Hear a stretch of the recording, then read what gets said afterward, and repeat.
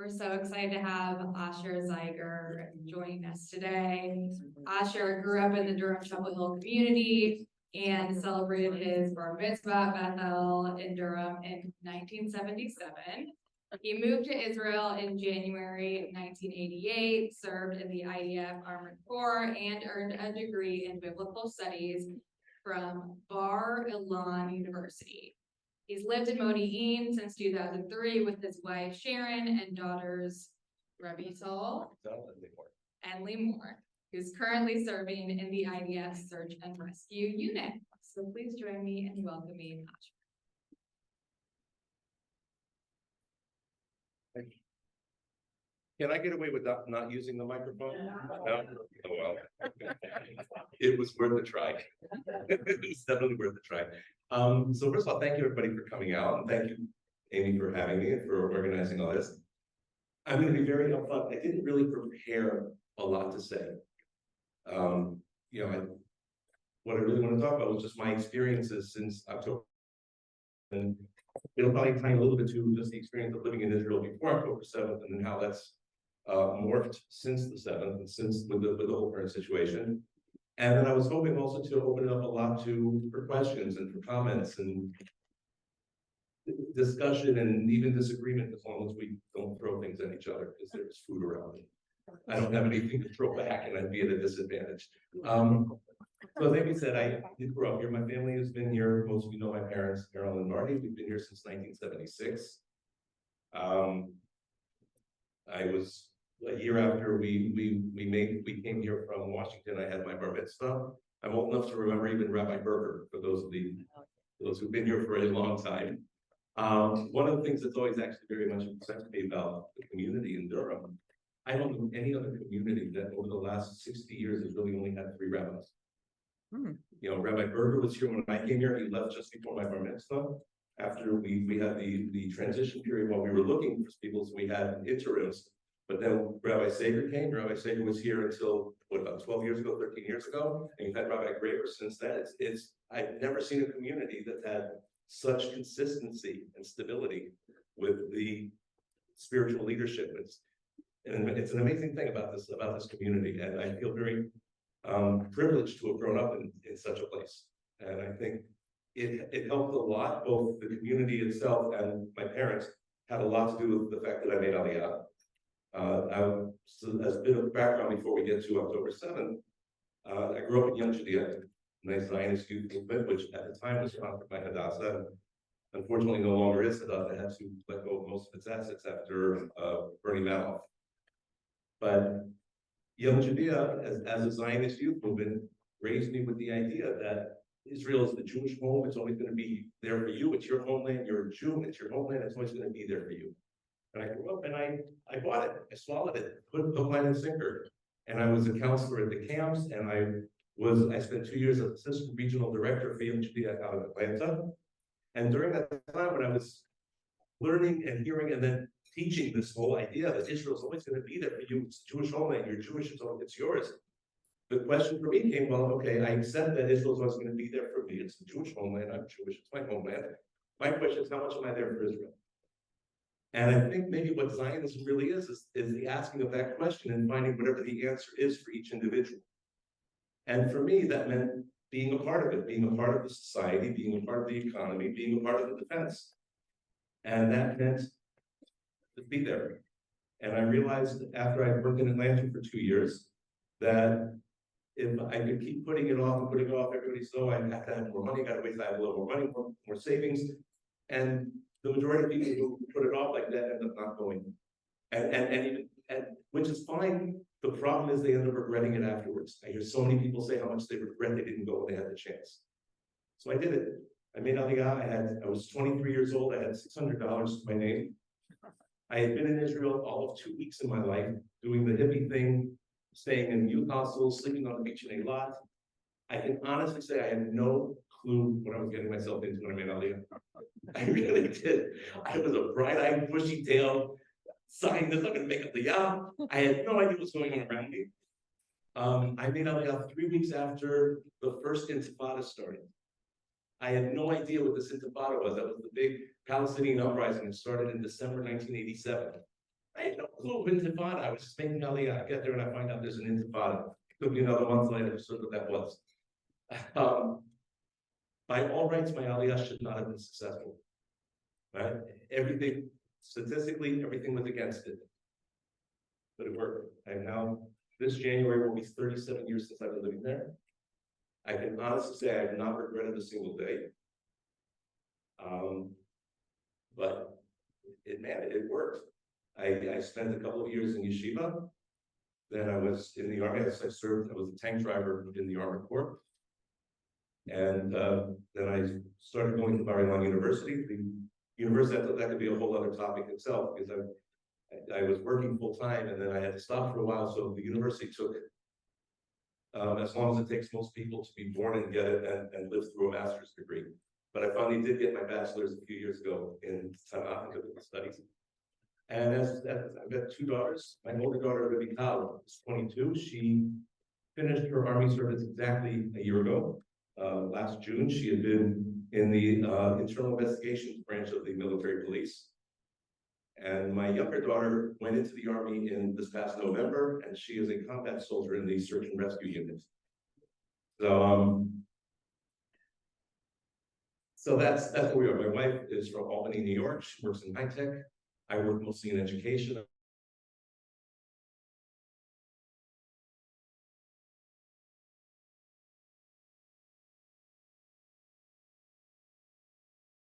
Around the world. So I'm at the yeshiva in the mornings, and I'm online all afternoon and evening, and in my spare time, believe it or not, I also do a lot of bar mitzvah tutoring.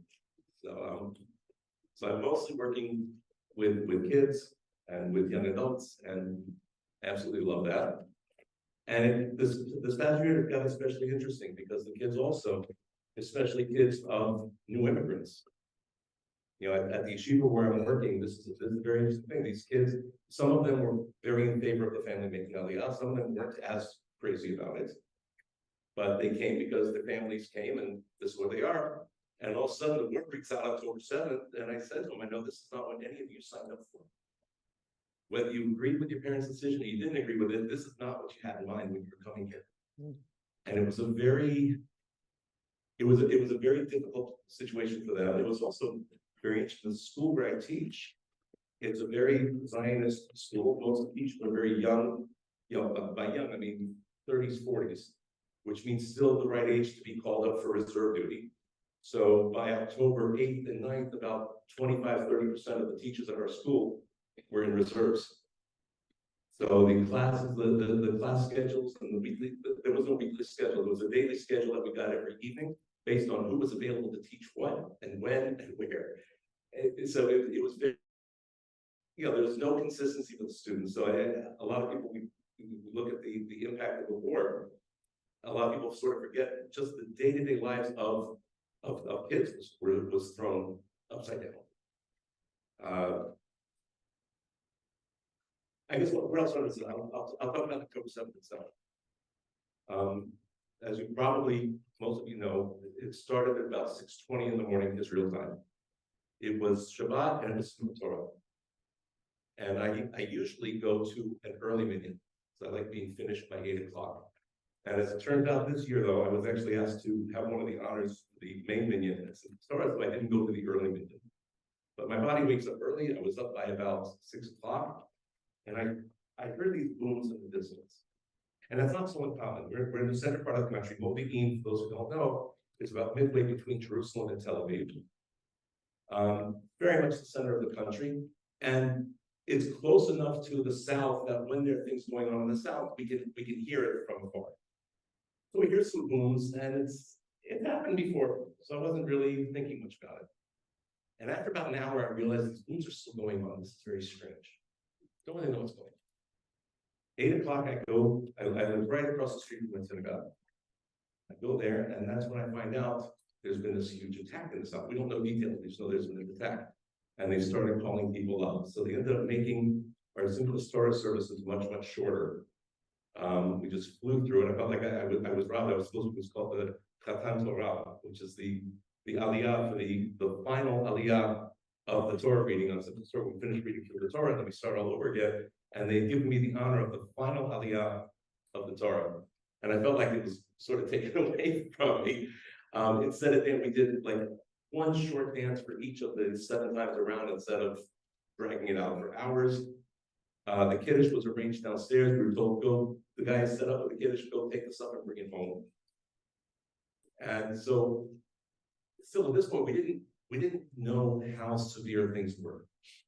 We knew that there was an attack. At one point at about 9:30, a security car came through the town with an announcement saying, people, please try to stay indoors as much as you can, stay as close as you can to a bomb shelter. One of the things that's nice about Modi'in, it's a relatively young community. They built it about 30 years ago, started building it 30 years ago. It's still expanding now. But because it was a relatively recent thing, every apartment, every individual apartment and house has its own safe room. Ours is my older daughter's bedroom. Every building has several, depending on how large the building is. So they were going through the street saying, we don't know exactly what's going on, but there is an attack state where you can get to a safe room. So we finished simple store services, which at the main minion usually takes about 6 hours. We finished in an hour and 45 minutes. We just flew through. My wife went to grab a little bit of kiddush that they had, and while she was there, that was the one siren we got in Modi'in that day was right then. So she was at the shul, so she went into the room there. I was in the apartment, I went into the room there. And obviously once Shabbat was over, we started, as Shabbat was going on, we were hearing more reports. There were a lot of people who were called up. And so when people get called up, even within the observant community, people don't normally have their TVs on or their radios or their telephones. As soon as people were being called up, then we started putting phones on. Soldiers, by the way, who are on active duty, even if they're home for a weekend or home for the holiday, they have to have their phones on all the time, just in case whatever. And so as soon as these soldiers started getting called up, then everybody else started putting on their phones, putting on their radios. A lot of the adults then found out they were being called up for reserves. And by the time Shabbat went out that evening, at about whatever it was, 6:30, 7 o'clock in the evening, we pretty much knew that there was something really major going on, but we still didn't know what until everybody turned on the news as soon as Shabbat was out. And then obviously the shock that everybody here also had to hear what had gone on and know what had gone on at the kibbutzim along the border there. One of the things I found very interesting, first of all, part of me was very relieved. Both my daughters were in the States. So I was, they had both worked at summer camp last year. They had stayed for an extra few months to visit family. My younger daughter was going to stay until a couple of weeks before her call-up date. My older daughter was planning to stay until February. Just visiting family, traveling, doing whatever. So obviously part of me was feeling very relieved at that. Thank God they're out of danger. The other part of me, and I've since found out this is an extremely common sentiment amongst Israelis. Part of me was also feeling very guilty because all my friends' kids are growing up, being called up and putting their lives on the line. And I'm sitting there saying, oh, thank God my girls are safe. And there's something it doesn't feel right. I'm obviously want them to be safe, but I also, I don't want to be one of those who says other people can do the fighting for us. I'm obviously too old to be called up for reserve duty. The only way they can fit me in a tank now is if they have one of those human-sized plungers, shove me into the driver's seat. If the tank gets hit, I'm just like, you guys go without me. I'm done. But one of the things that really struck, and this has struck me several times, we've had these skirmishes in the past with Hamas every other summer. I call them skirmishes. We always call them wars or battles, but now compared to what's been going on since October, they seem like skirmishes. But one of the things I've noticed every time we have those, most of you have heard the stereotypes about the Israeli personality. The Sabra, very tough and prickly on the outside, very sweet on the inside, but no shyness, no filters. If an Israeli wants to tell you something, they're going to tell you. You want to hear it? It doesn't matter. They're going to tell you anyway. But there's something, and everybody's going to make sure one of the most important phrases that we have in Hebrew is "no fryer," not to be a sucker.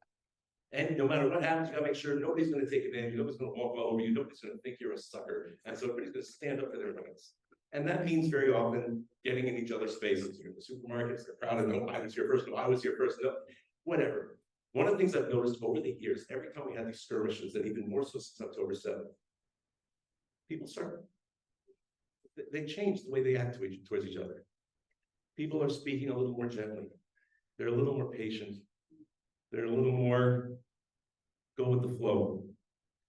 And I think I was mentioning this to Michaela, actually, this is earlier when we were talking about squeezing in an extra chair. It's a big deal, not a big deal. Something about these, when things like this happen, every Israeli takes it very personal.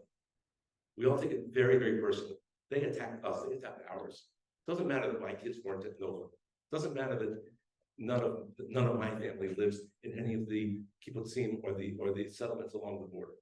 They were attacking us. And there's something about that that puts everything else in life into perspective. You know, somebody else, and I noticed, and it's especially evident the first month or two after it starts. You're in the supermarket and everybody's online, but all of a sudden everybody's like much more calmly online. That's not something you normally see, people calmly online in a supermarket, especially on a Friday when everybody's getting everything they need for Shabbat. But people are like, you go first, it's fine. And like, you know, and it was transported into an alternate dimension. But that's something that just happens.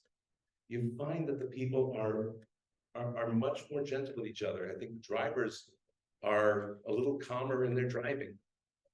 It's hard to believe, but it's fortunately we actually got rid of our car about 15, 16 years ago. And right now my commute involves a 7-minute bus ride inside of Modi'in for the school and a 45-second walk from my bedroom to the living room for the online teaching. So I don't really have to commute much. My wife takes the bus 3 times a week to Rehoboth, but she also it's been very different. I remember up until the war, one of the things we kept hearing all the time, and I guess every country, every society you hear this, the young generation is not like we were. These kids today, they're not as serious as we were. We're always dumping on the younger generation. And in Israel, it's no different. I'm saying, the younger generation, they don't have the commitment to Israel, to the Zionist dream that we had, that our fathers had, that our grandparents had. But all of a sudden, did you see how many thousands of Israelis who were on vacation, on their post-army trips, on doing whatever around the world, they swarmed back to Israel. There were planes filled with hundreds of 20-something-year-olds, some of whom just finished the army 2, 3, 4 months earlier. And they're on their plane with their flags, whether they've been called up to reserve duty or not. They really stood up for it. They really stood up. They rose to the occasion. And we got to see something also that this younger generation, there really is, for those who were saying, who knows what's going to happen now, we now know exactly what our younger generation is doing. We know exactly how committed they are. And it's been extremely heartwarming. I think one of the things also I've seen, and I love this, I love the way Israelis love to take care of the soldiers. I was, a couple of you follow me on Facebook, so you probably saw when I posted this. About a month and a half ago, I was in the mall in Modi'in on a Friday morning. And there was a group of soldiers who had obviously just gotten in, they got home for Shabbat. And I could tell from the uniforms, from their berets, that they were combat soldiers who have not yet finished their full combat training yet. They're still in the training phase of it. But they were in full gear with the rifles. And I saw one of them arguing with a woman must be about 75, 80 years old. And my first thought was, why is this lady giving our soldiers a hard time? It's like the typical what they call today the Karens. Like, why is this Karen bothering our soldiers?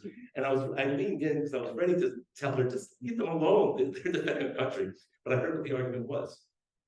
She was insisting that she buys them coffee and whatever they want at the aroma downstairs. And they were saying, no, you don't need to. No, I always fight for soldiers. No. And of course, if anybody knows Jewish grandmothers anywhere, and Israeli grandmothers even more so, of course, they had no chance of winning that argument. It was a foregone conclusion. And I was waiting there to meet my wife. We were going to have breakfast there. And afterwards, we passed the aroma downstairs. We saw all of these soldiers online with this little lady. She had this big smile on her face. And it's something that you see a lot, though, when soldiers are in the coffee shops or in restaurants. People are there. They're not going to let them pay. A lot of the stores won't let them pay. And there's one of the major falafel stands in Jerusalem, in Modi'in rather. I heard that the soldiers don't pay there. I was there one time, and I'm gonna support a place like that, so I went there one time for lunch, and I asked the guy, he goes, well, I'll tell you what it is. It was an anonymous donor who came, gave us a truckload of money, and he said, set this aside for any soldier that comes in, no soldier pays. And when the money runs out, you let me know and I'll put it in. And there's something about, people are looking out for us just that way, and it's beautiful. My daughter actually recently also got we have a good friend in Efrat, which is in Gush Etzion, right outside of Jerusalem. And my younger daughter, a couple weeks after she finished her final basic training, became a full-fledged member of the search and rescue. She and a bunch of other soldiers were on guard duty right outside Efrat, and we haven't had a good friend in Efrat. So she calls me on Friday morning. She goes, Abba, I need you to call Rivka and ask her if she can bring iced coffee for me and 3 other soldiers that are on duty at this place right now. So I called Rivka, and Rivka was like, well, of course, give me her number. So I gave her Lemore's number. Rivka calls Lemore. She goes, do you guys also want pastries and bagels? So she ended up bringing pastries and bagels and coffee to the soldiers out there. And what was really beautiful, on Sunday, I received a message on Facebook from one of this friend's friend, the woman who I don't know. She's a friend of Rivka's, who also lives in Efrat. And she says, where's your daughter right now? Because I also always bring food out to soldiers. So let me get in touch with your daughter. And then she ended up bringing out iced coffees and pizza for the soldiers that day. And I can tell you from my own experience when I was in the Army, that's not uncommon. I think maybe right now people are being even more apt to do it. But even when I remember when I was in the Army one time, we were on guard duty one week on the road between Ramallah and Shechem. And it was right at the intersection that goes up to one of the Jewish settlements, Shiloh. And the people from Shiloh every day were bringing us stuff. And on Friday afternoon before Shabbat, they made sure that we had wine or grape juice, and we had extra treats and extra snacks. They knew we were going to have challah because the Army's going to provide that. Actually, one of my teachers, one of my rabbis from Yeshiva, actually lives in Shiloh, and he even said, if you can get out tonight, we'd love to just have you and whoever would come up for Shabbat dinner. It didn't work out, but it was the idea is, the Israelis really do look out for the soldiers.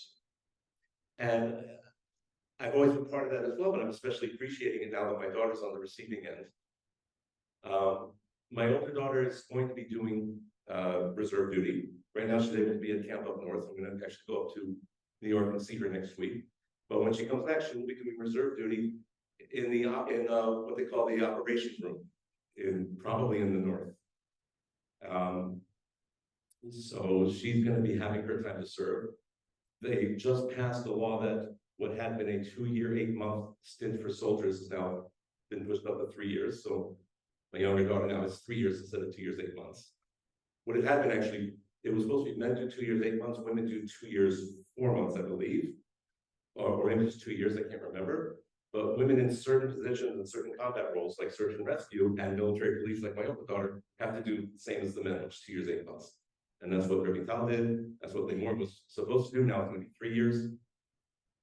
The thing also that struck me about Lemore's training, and I love this about both of my girls. I'm very proud of this both of my girls.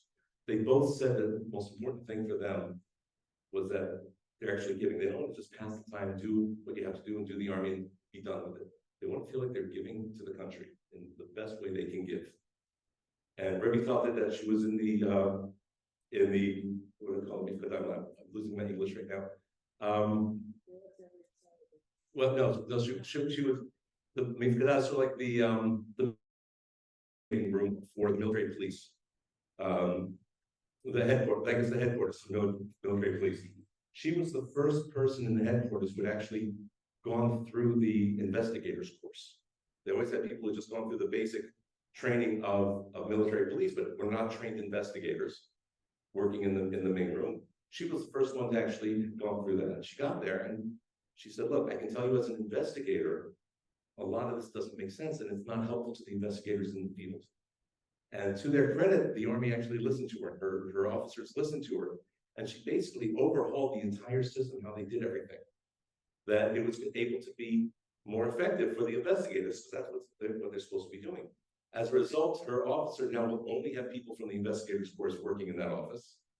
And when she finished, people who have non-combat positions, when they finish the army, they have what they call a pre-sal, sort of a spread for brunch. And they have for the whole office, and they have their family come. So we got to go there for pre-sal. It was actually the same day as my younger daughter's high school graduation. So we had one at noon and the other at 6 in the evening. And at the pre-sal, they were standing in a semicircle, each saying goodbye to her, wishing her well. Every single person, including the officers, including the commanders, including everybody, they said we always knew if there was something we didn't know, if there's something we weren't sure of, Revital's the address. Something we're not sure of, Revital knows. Apparently, she had a folder for everybody in the office written down what she had taught them, what she hadn't taught them yet. So she'd go around all the time and make sure everybody knew what they needed to know. And it was a real revolution. And she really did something that was major. And Lee was the same way. Lee didn't want to go into the military police, so she had the option for search and rescue. She jumped at it.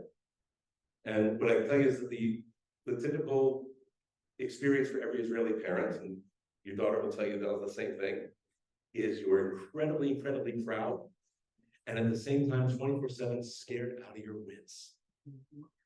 Absolutely scared out of your wits. The typical Israeli experience also, and I've noticed this already for the 37 years I've been there. Whenever there's a terror attack, whenever there's, especially in the last 9 months, 9.5 months, when they've announced 2 more soldiers fell, everybody has pretty much the same reaction, a 3-stage reaction. First reaction is heart in your throat while you wait to see the names. Second reaction is 99% of them, oh, thank God, nobody had it. Third reaction is, thanks me to save somebody down. And it's a very surreal kind of experience when you feel that relief, and at the same time, it's like, that's awful. But it's real because that relief is real. I felt extremely lucky. I have a circle of friends, a huge circle of friends when I went to the University of Maryland. And we're all still very close, and our kids are close to each other. We're all close to all the kids. 18, 19 of these kids were in Gaza for at least 3-4 months. Every single day when they announced another soldier was killed, I was terrified it was going to be one of these kids. In some ways, I feel very lucky that it was 7.5 months into the war before somebody I knew was killed. And it wasn't one of the children of these friends of mine. It was a former bar mitzvah student of mine from Modi'in, whose brother I was actually tutoring at the time. So, and as awful as it was, part of me felt very lucky that that was my first funeral. And the friend I went to the funeral with, it was her 8th or 9th. So the other thing also that really stood out, that funeral, there were at least 1,000 people there. This was a very quiet kid, a very humble, low-key family. There's no way all these 1,000 people knew him and knew his family. But in Israel, like I said, we all take it very personally. And there are a lot of people who go to a lot of these funerals just to show their support for the family, to show their love for the family. And I think also to show the world, you know what? When you attack one of us, you're attacking all of us. We really are one. For all of our schisms, for all of our arguments, for all of our Sabra traits, we really are one, and the people really do come together. And as much as that's been a beautiful thing to see, that's not something I'd be happy to not have to see that anymore. Obviously, I'd be happier to see us at each other's throats and arguing over who was first on line at the supermarket. I would much rather see that than what it took to bring us together. But as long as the reality is this is what we're dealing with, then I do love seeing that. I want to make one. I don't want to get into political views, at least not mine. If people want to discuss, obviously we can. But the closest I'll come to a political statement is this, and then I'm going to open up for any questions that anybody might have. I don't know any Israeli that does not want this to end. Not a single Israeli does not want this to end. The question is, under what conditions? Right? We have a reality that Hamas has stated very publicly that for them, October 7th is the first of many. We're dealing with an organization that in their charter says their goal is the destruction of Israel and of the Jewish state and of every Jew. They have zero interest in a 2-state solution. I would love, if a 2-state solution were viable, very few Israelis would say no. even the most right-wing of ones. For proof, by the way, look at 1947. 1947, the partition plan was not really a good one for the Jews. Jerusalem was going to be an international city, but we're not going to have any control over it. We had the partition plan gave the Jews, I think, 40% of the land or something. And the Jews were not happy with it. They accepted it. Because it's at least, it's something. If the Arabs had agreed to that, the war never would have happened. And the one thing I'll say for all the people who, with all their good intentions, their well-meaning intentions, are joining in the pro-Palestinian camp and singing, yelling from the river to the sea. Every one of them is calling for genocide. They don't realize it, but that's exactly what from the river to the sea is a call for. It's a call for genocide. There's not a single Israeli who doesn't want this to end, but we have no reason not to trust Hamas at their word. They do want this to go on. They do want to continue. We want it to end, but we want it to end in a way that we can be rest assured that this isn't going to happen again. And whatever that takes, that's what we have to do. But we're protecting our own. Every government's first priority has to be the well-being of its own citizens. And as much as we can all feel the pain for the Gazans who are being caught in the middle, and very few Israelis also would argue with that. At the same time, our responsibility has to be to our people. And we're doing what we have to do. And I'm hoping and praying that our leaders can have some of the wisdom that I obviously have. So, anyway, I hadn't really prepared anything. This is all pretty much off the cuff, but I think I covered a lot of what I wanted to cover. I'm going to open up to questions, comments, thoughts, anything. When I have my bar mitzvah students, I tell them they should also come with a joke every week. I didn't ask anybody to prepare a joke. Yes. Since you brought up the 1947 partition and what the Jews were willing to accept, it was even worse than what you presented, because I looked at the map of the original partition. The Jews got what I call the Ruby Prize in that 40%. They got the Southern Desert. The Arabs got the Fertile North.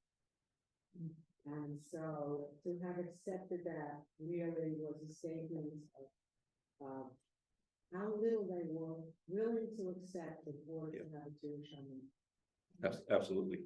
I would also point to right after the 6-day war. In 6 days, Israel increased its size by threefold. Got the entire Sinai Desert and the Gaza Strip and what they call the West Bank and the Golan Heights. And within 2 weeks after the 6-day war, Israel said, we're willing to give every inch of this back in exchange for peace talks. We'll give every bit of it back. Everything we captured, the Golan maybe is not as much, but everything else was essentially captured in order to use as a bargaining chip for peace. And we said right away, we'll give it right back. And that October at Khartoum, they had the Arab nation, the Arab League had their famous 3 no's: no negotiations, no recognition, no peace. It's like, you're not giving us anything to work with here. And there was some hope in the last 20 years when the Palestinian Authority technically recognized the existence of a Jewish state. And we do have the Camp David Accords, which are mostly hope. It's not a war peace, and we're not becoming buddies, obviously, and that's not going to happen, and that's okay. It doesn't have to happen. But at least it's an acceptance of the reality that we exist. I think that's also why Anwar Sadat finally made peace. He didn't also have an epiphany and decide, oh, the Jews are great and I love these Israelis. He came to the reality that after the 6-day war and after the Yom Kippur War, whether he likes us or not, we're here. And his options are to either accept that reality and deal with that, or to keep denying the reality and keep getting his tail kicked.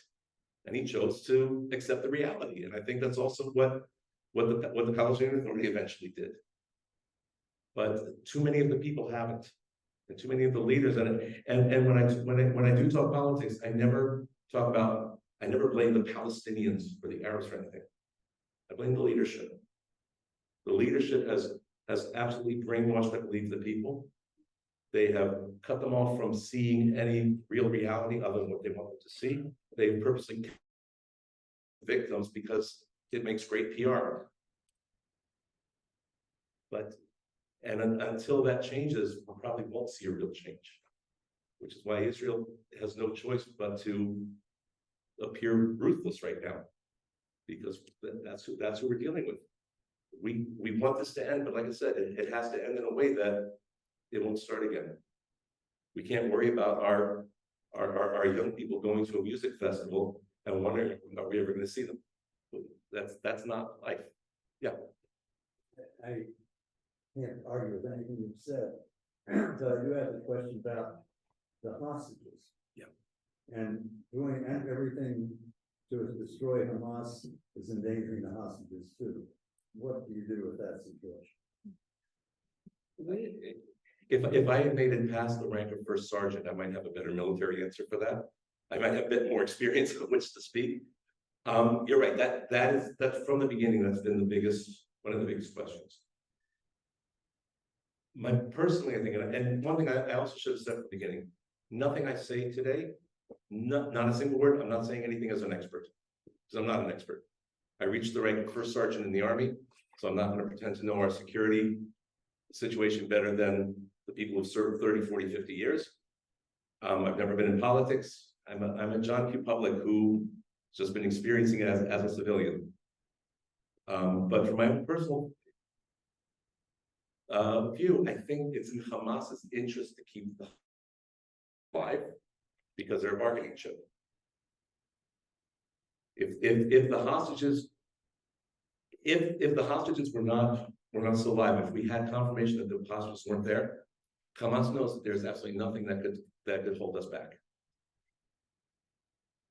So I'm hoping, and I think the fact that even as recently as a month ago, 3 of the hostages were rescued, that tells me that there still is hope that some are alive.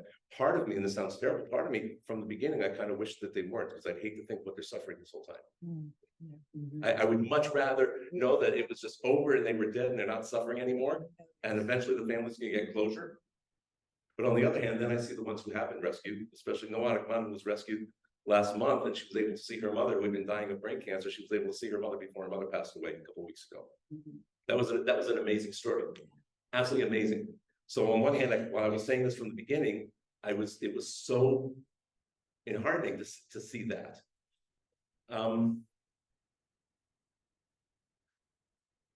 We're really, in a lot of ways, I think Israel's hands are tied behind its back. You know, it's very easy for the world to accuse us of genocide.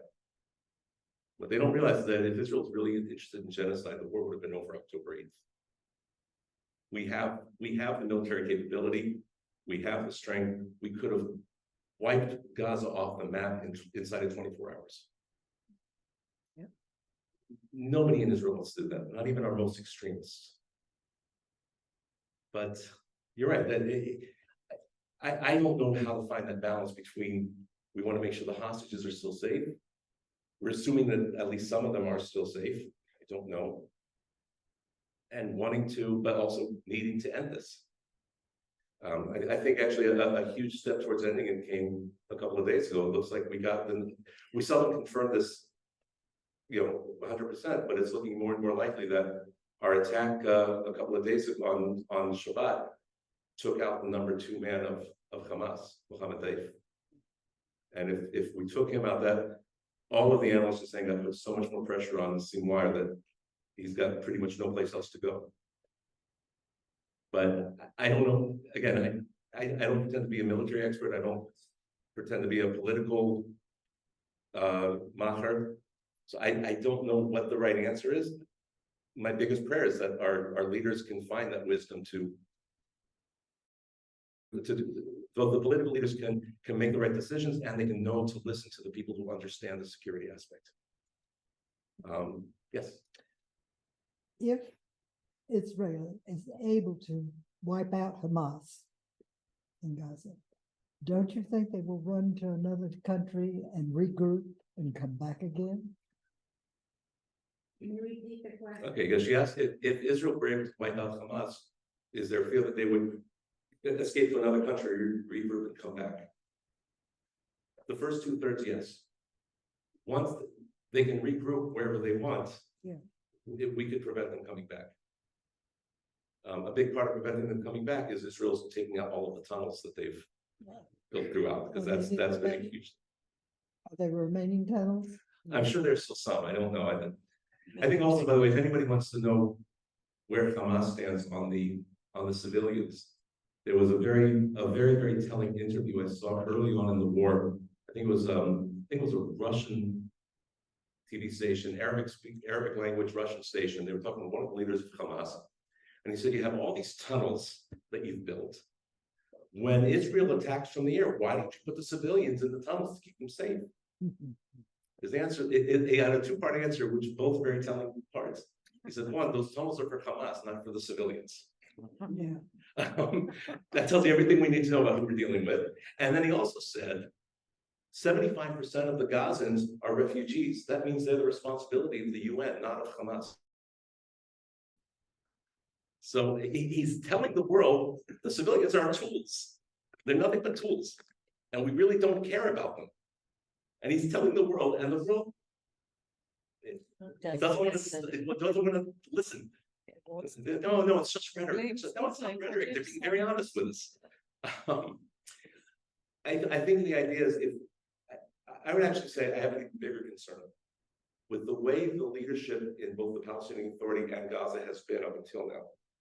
Even if we were to completely wipe out Hamas and we find where Sinwar is and we blow them up, I have no doubt that within 6 months, another organization will rise with the same ideology and the same goals. And unfortunately, the only way to prevent that is to commit the genocide, which, like I said, none of us want to commit. So we have to keep doing what we're doing, and when Hamas is a threat, we'll get rid of Hamas. And when the next threat comes up, we'll deal with the next threat. It's like we say on Pesach, B'chol dor v'dor. Every generation, some enemy rises up to wipe us out. And every generation, we deal with that. So once we're done with Hamas, there's going to be somebody else. Yeah, Jane.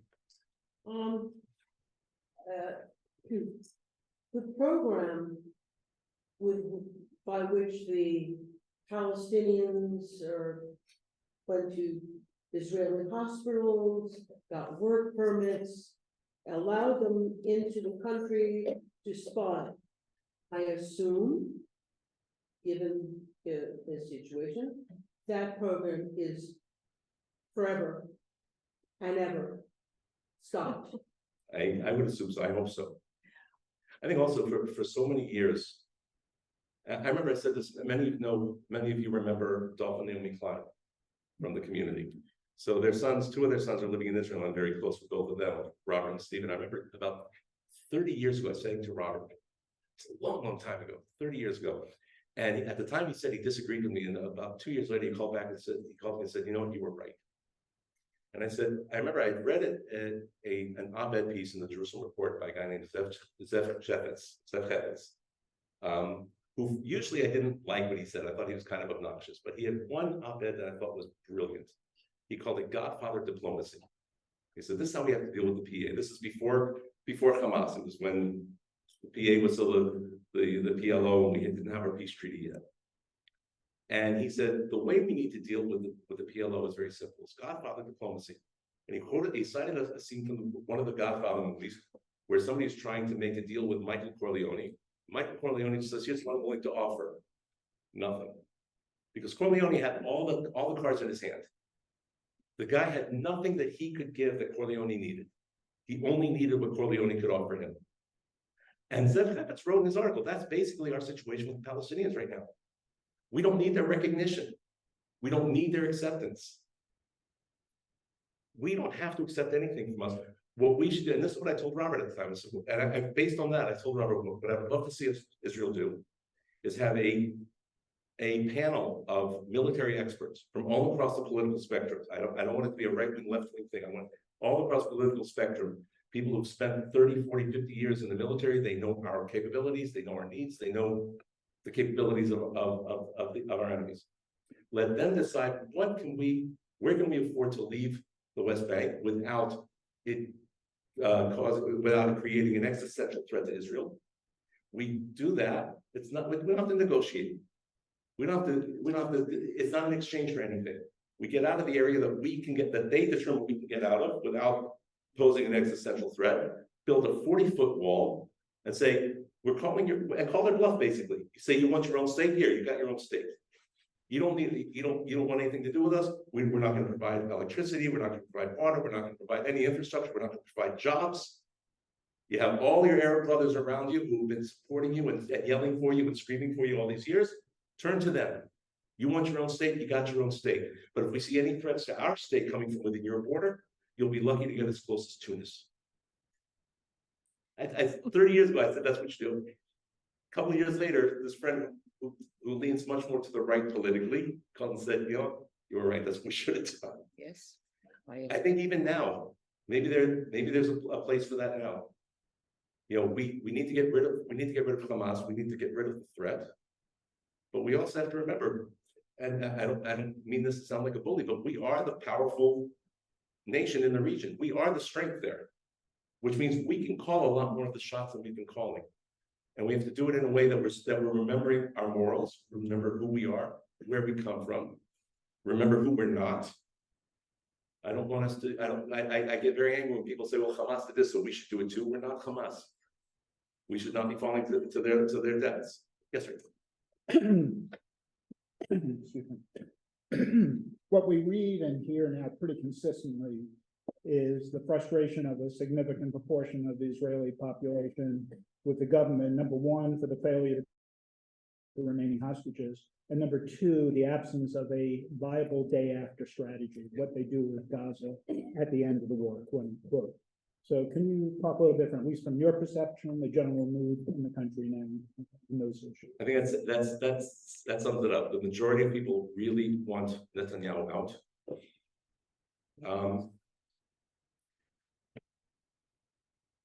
I don't know how I feel about it as far as bringing the hostages home, because I don't know how much of that's been in his hands. I know there have been several times that Hamas has torpedoed the deals. So I could be wrong. I don't know a lot of behind-the-scene machinations, and I'm not going to pretend to. I don't know if the people who are being very vocal in the rallies know more than I do, or they're just assuming things without knowing. But when you're dealing with negotiations, that's also the problem with having hostages. There's no way around dealing with hostages other than to negotiate. And when you're negotiating, there are two sides at play. And we have no control over what the other side says or does. I think I do agree. The day after plans that they've floated have been very, very iffy and very, probably not very realistic. I think more people are even very frustrated with the current government because of how this was even able to happen. The government and the upper brass of the army ignored all of the warning signs. There were soldiers along the border who said, we're seeing this and this and this and this happen, and they're reporting it, and they were told, don't worry about it. Say, but they're preparing something, don't worry about it, and then boom, oh, how did we not see that? I think it's a lot of the frustration people are feeling right now as well. Is like, again, we have no control over what our enemies do or say. But the fact that we were so caught off guard by this, it was almost like Yom Kippur all over again. When Golda Meir had gotten all of the warnings and had all the warning signs, but she had a couple of her advisors said, no, it's not going to happen. They would never attack us again after what we did to them 6 years ago, the 6-Day War. No, who knew? They were wrong. And here, the signs also were obvious. I think that's probably the biggest frustration of people. And I think people are being even more frustrated with the government because unlike the top brass in the army has taken responsibility for their failures. They have come out and they've said, we really blew it. I've yet to hear BBC say something like that. Yes. What do most Israeli natives want? Do they want a two-state nation? They want to live in their own state. If there could be a Palestinian state nearby that doesn't threaten us, very, very few Israelis would object to that, I believe. I really would. You know, the word two-state solution, the term two-state solution has sort of taken on its own life in the last dozen years or so. Because it's gotten very much into the whole political realm, the actual state. But the bottom line reality is that if Israelis felt that we had our own state and we had secure borders and we weren't threatened from either Gaza or from the West Bank, most Israelis would not object. Or not Would not object to a Palestinian state, as long as that Palestinian state is actually accepting us and not attacking us. I mean, it wouldn't be as straightforward as it was, say, in 1947, where the entire West Bank would be part of Palestinians, because they rejected the partition plan in 1947, and because they rejected the peace overtures in 1967 after the 6-Day War. We've set up settlements in these areas, in some of these areas, some of which are very large settlements, and it's morally wrong to tell people who've been living in a place now for 50 years, well, now you have to get out of this place. We only set up those settlements when all of our peace overtures were rejected and thrown out. But I remember even Ehud Barak, when he was prime minister, he placed an offer on the table for Arafat, in which 97% of the West Bank would go complete Palestinian control. The 3% where we have significant Jewish settlements would stay in Israeli control, but in exchange for that, we give back like 5% of land in the Negev that they could just take and add on to their land. And Arafat rejected it. So, without going into the term two-state solution, I would say Israelis want to be able to live in peace. Most Israelis have no interest in just wiping out all the Arabs. Obviously they're extremists. Every country has its extremists and its racists. I wish I could say we were better than that, but we're not. We have them too. But the overwhelming majority of Israelis from across the political spectrum, if we knew that we could have borders, our borders living in peace, where our people can live their lives in the Jewish land, with access to our holy sites in Jerusalem, with access to our holy sites in other places, with access to music festivals without being slaughtered, they would accept it. They would accept a Palestinian state that was not posing a threat to us. We're waiting to see if there can be one. Yeah. Can you explain a little bit what it means when soldiers are in reserves and what it looks like when they're called up? Like, are they getting a text message, or like, what does that look like? When they're called up on an immediate thing, they get phone calls. And if they're in an area, like, for example, like active soldiers, like my daughter has to have her phone on Shabbat when she's home. If I were still in Miluim, if it was 20 years, if I were 20 years younger and still in Miluim, still in reserves, if I wouldn't know to have my phone on, they also send people around to the various houses saying, you need to get somewhere. My friend, I mentioned all these friends I have with all the kids who went in. One of the families is in Beersheba. And actually a few of the families are in Beersheba, including Robert Klein. But one of the other families in Beersheba, their son, who had just finished the army 3 months earlier, was up north for Shabbat. And all of a sudden, in the middle of Shabbat, he comes into his parents' house, and this is a religious family, they don't travel on Shabbat. So his mother knew something was up when Hillel walks in the front door, and he'd been up north for the weekend. And apparently they had driven around to somebody else whose house he was at, and they told him this unit is in, so he then turned on his phone. But they do it with text messages, phone calls, personal visits, whatever. I know with my older daughter, because she wasn't called up on an immediate thing, she was called up just for 2 days for a course of what's going to be her new job in Miluim. And so she had like her 2 days there where she learned what's going to be her job, and then so, okay, we're going to probably be using you later in the year, but not right now. So she's able to be in the States now for camp. But in general, what happens is you have a week or two in advance to know. You set up whatever you need to set up with work, with school, with wherever else. The universities obviously are very good. They don't penalize anybody who's called up to reserves. Employers don't penalize anybody who's called up for reserves, and then the Army and the employers together cover the salary that the person's missing, especially for people who are, when they're called up immediately and they're in the Army for 4 or 5 months, there's no income, but if they have a regular job, then their income is still covered so that they don't go under during that. One of the things also, I was talking about how supportive everybody is.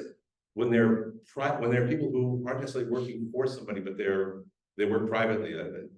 An electrician, for example, was an independent electrician.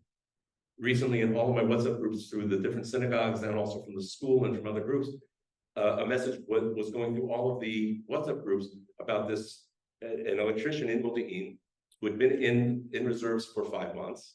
Because he's an independent, he doesn't have an employer, he doesn't have anybody to help cover his salary. He says, now I'm back, but I really need to get my business going, and I haven't had income for 6 months. And so everybody's saying, if you need electrical work, call this guy, he needs the work right now. And everybody's on board with that. And but I remember I was very fortunate. The years I served in reserve duty, I was never called up on an instant for anything. It was always, I knew well enough in advance, when am I going to have a week of training? When am I going to have a month of guard duty somewhere? Knew exactly where I was going to be, prepared everything well in advance. But so I've never been in reserves during an emergency situation like this. But like I said, most of the teachers where I work, and apparently, that was common with most of the schools throughout Israel. That most of the schools had anywhere between 10 and 40% of the teachers called up for anywhere between 2 and 5 months. So I ended up getting a little extra work. The company I work for when I teach online, one of our teachers was called up, so I was asked to take over a few of his hours. So, and he's not back. He actually covered for me on Monday, Tuesday while I was flying to the States. So we're even. I taught 5 months of his classes. He took 2 of mine, 2 classes of mine. And so the bottom line is we're hoping, yeah.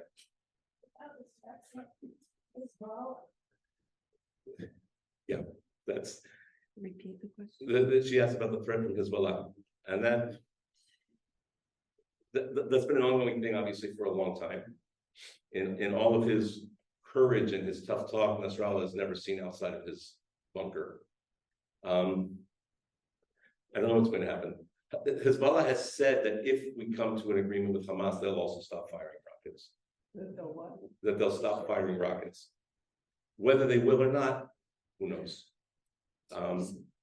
I think a lot of it obviously was intended to make it much harder, because if Israel's fighting on 2 fronts, they're splitting our resources. Some people are calling for especially a quick end to what's going on in Gaza, just so we can focus on the north. Again, I talked about both the pride and the fear that goes into being a parent of a soldier. My daughter's been told that it's very possible her unit might be up in Lebanon at some point, which but at the same time, they're the people who live up north. Ariella lives up north. Has she been displaced, or she? No, she's not close to the Lebanon border. Okay. So she is up north, but over in the Golan Heights, which is Okay, so that's a little bit further very over. close to Syria. Yeah, Which right. is a President Biden. Right. Oh, our good buddies, our good buddies in Aleppo. Yeah, Jude. Can you bring us up to date on the situation with the draft of the Haredi community? That's a really interesting thing going on in Israel right now. For those who don't know, it's about the draft of the ultra-Orthodox community, what's going on with that right now. So by way of background, for those who don't know, when the state was first established in 1948, David Ben-Gurion came to an agreement with some of the religious leaders of the yeshiva world, who said, look, we were decimated in the Holocaust, we need to rebuild the yeshivas. And Ben-Gurion agreed to that. So the agreement was, and what the agreement was is not what's actually been done in practice for the last 30 years. The agreement was that the elite of the elite, the creme de la creme of the yeshiva students, the ones who were destined to be the future religious leadership, would have an exemption from the army so that they could spend their time in yeshiva, getting to the point where they could be the next generation of religious leadership. And the idea was maybe up to 400 students a year would have an exemption from military service, so that they could become the next generation of religious leaders. Over the years, the yeshivas have taken extreme advantage of that. Anybody who wants to study in yeshiva can sort of enroll in yeshiva, whether or not they're studying there or not. But apparently there have been thousands of cases of people being signed up to be yeshiva students, but they're actually not doing anything. I've spoken to many cab drivers in Jerusalem who've told me that very often they get 60 yeshiva buffers jumping into their cab saying, we have to get back because the government's coming and checking that everybody's at the yeshiva today. It's been a very blatantly, openly taken advantage of. There are a couple things within the ultra-Orthodox community. On one hand, some of them honestly believe, and I personally don't agree with this, obviously, but they honestly believe that by praying and learning on behalf of Israel, that's also doing their part in protecting the state. There are enough sources within Halacha and within the Gemara that say, no, that's not how it works. But their rabbis told them it is. A deeper thing going on is that many within that community simply do not accept the validity of the Jewish state. They believe that until the Mashiach has come, until Messiah has come, there should not be a Jewish state. And once there is a Jewish state, it has to operate solely according to Torah law. And if it doesn't operate according to Torah law, and if it's preceding the Mashiach coming, then it doesn't have the right to exist. If they want to believe that, I personally have no problem. Okay, they want to believe, they don't want to accept the state, they don't believe they should be serving in the army, that's fine. However, the number of them who take advantage of the social services that Israel provides, the number of them who have a vote in our elections, so that the people who don't support the state are putting 15 to 18% of our Knesset members in the Knesset, who are going into the Knesset to look over the rights and protect the interests of those who don't support the state at all. I think that's become the absolute biggest wedge in Israeli society, the biggest gap in Israeli society over the last 30, 40 years. Forget the right-wing, left-wing gap, which is pretty significant. Forget the religious secular gap, it's also pretty significant. The absolute biggest schism within Israeli society, I believe, is between the ultra-Orthodox who refuse to serve in the army, but they have all the full rights of citizens, and the Israelis who are sending themselves and then sending their kids to defend the state. What I heard is so the government did just pass the law saying we're going to start drafting the ultra-Orthodox. Many of the ultra-Orthodox leading rabbis have called on their students to resist, which of course, if the rabbis within that community, if the rabbi tells you to do something, you do it. These are not, the community is not known for being independent thinkers. They're known for following what the rabbi says. That's what you do. Rabbi tells you how to be a good Jew. That's exactly what you do. You're a good Jew. That could be the third state. It could be, we send them all to Gaza. Right. Let them be, that's our day after plan. Let the yeshivas go to Gaza. All right, we've solved it. We've solved it all right here. To their credit, there are many people within that community that have stepped up. The number of ultra-Orthodox who enlisted rose dramatically after October 7th. What I read today, I was looking at the Times of Israel this morning. They said that they're starting this Sunday with the first round of draft notices to the ultra-Orthodox. They're going to send the first ones to the ones who are most likely to actually serve. You know, they seem that I guess they know somehow, I'm not sure exactly how, which of the yeshivas that are less likely to serve, which of the yeshivas that are more likely to agree. And they're going to start with ones more likely. And I guess the hope is that once people see that the ultra-Orthodox can be integrated into the army successfully as part of our defense, then more will start following suit. I think one thing also a lot of people don't realize, some 80% of the jobs in the IDF, I think probably in any army, but certainly in the IDF, 80% are non-combat roles. Right? It's a very small percentage actually of combat soldiers. Most people are non-combat, but without the non-combat, the combat can't do what they do. So anything people are doing, whether we're not saying that the ultra-Orthodox have to be putting on the flak jackets and taking their M16 rifles and going out and shooting, but there's so much that they can be doing that makes a huge difference. And there are a lot of soldiers who would like to be combat soldiers, but because they're needed in other roles, this could free up a lot of them who want to be able to serve to do whatever it is they can or need to do. I think ultimately, if this works, and I'm really hoping that this new law takes hold, and I'm hoping it really does bear fruit. I think that would that would close one of the biggest chasm that we have right now in Israeli society. I think it would bring more Israelis much more together. Yeah, you forgot to mention two factors. One, there is a large number of casualties, including death among religious soldiers. Yeah. It's unbelievable, but it's true. The other thing is regarding taking advantage of the country. They get allowance per the number of kits that they produce, and they take advantage of it. I don't know if this is the sole reason for having 12, 15 kits, but they get these allowances and they don't pay any taxes. Right. So I don't think it's the sole reason, but it's a nice fringe benefit for you. Another critical part of the story that you didn't mention was the recent Supreme Court decision upholding the legality of the ultra-Orthodox draft law. Right, well, that's right. I mean, that's what's behind the fact that it did pass the Knesset and it's going to affect this coming week. Personally, I would like to see anybody who can serve the country in some capacity but refuses to. I would say I'd love to see them just lose their right to vote.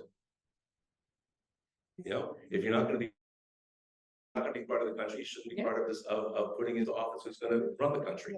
Yeah. To me, that's a very simple. Or take Wait. resources.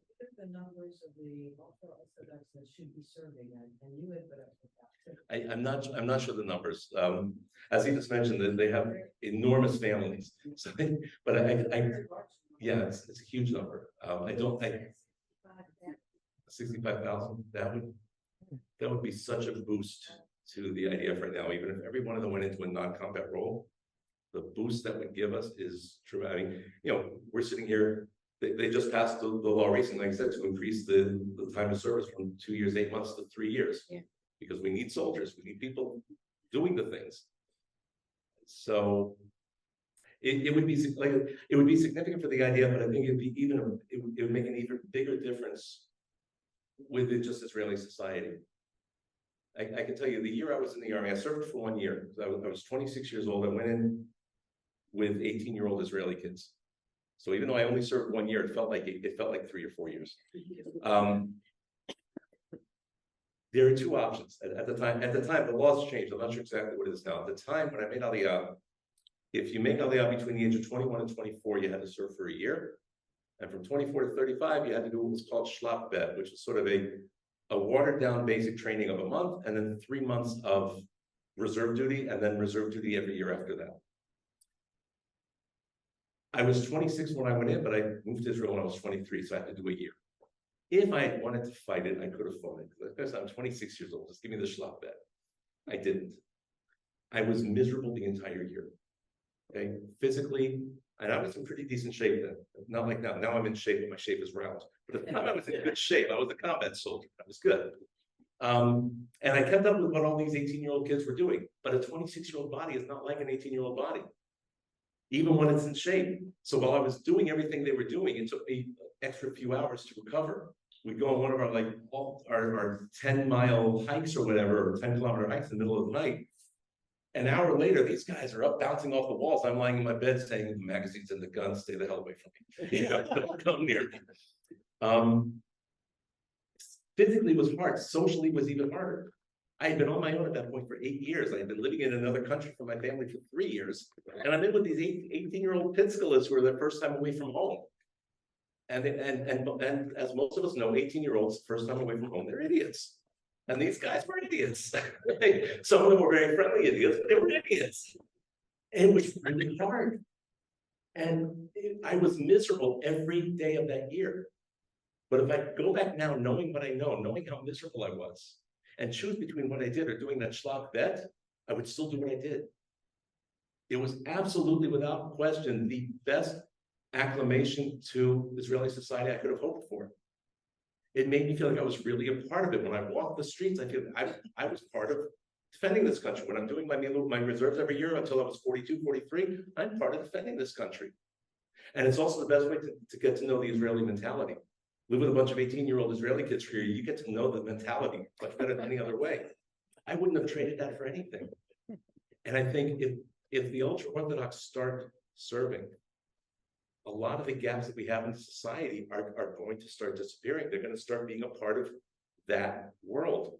They're going to start understanding that mentality. They're going to be part of the society in a deeper way than. And I've spent time in yeshiva, and as an observant Jew, I believe in Torah study and Gemara study and yeshiva study. I'm all for it, but it doesn't give you the acclimation to be part of society the way serving, especially with non-ultra-Orthodox soldiers will. When we moved to Modi'in, one of the things I told my wife was we were deciding where to move. We had lived in Jerusalem for 11 years, and we had one daughter at the time, just Rebbe Tal, she was about a year and a half old. I told Sharon, wherever we move, I want to make sure we're not living in a ghetto. If we live in a place where everybody is just like us, our kids are never going to know other types of people. And I think if the Haredim can go into the army, and if the army can provide for them in a way that they can still be true to their religious ideals, but they can also be part of it and be interacting with non-ultra-Orthodox, only good can come out of that. One of the problems is one of the tenets of the ultra-Orthodox community, for the most part, is it's very close community. They believe in keeping staying very insulated to themselves. And all that's done is it's increased the schisms within society. The army has the potential of breaking that in a positive way. So I'm hopeful. And maybe I'm still being bright-eyed, bushy-tailed optimist and not knowing what's really going on around me like I was when I first came to Israel, but I'm hopeful that could in theory happen. Because ultimately this is like I said, the reason I moved to Israel is they told me this is your home, you're Jewish, it's always going to be there for you. I want that to be the case, and I want that to be the case for all Jews. This is our home, this is the one land we have. And whether people choose to live there, they don't choose to live there, they know this is always, Israel is there for us. But we have to also be there for ourselves. So that's.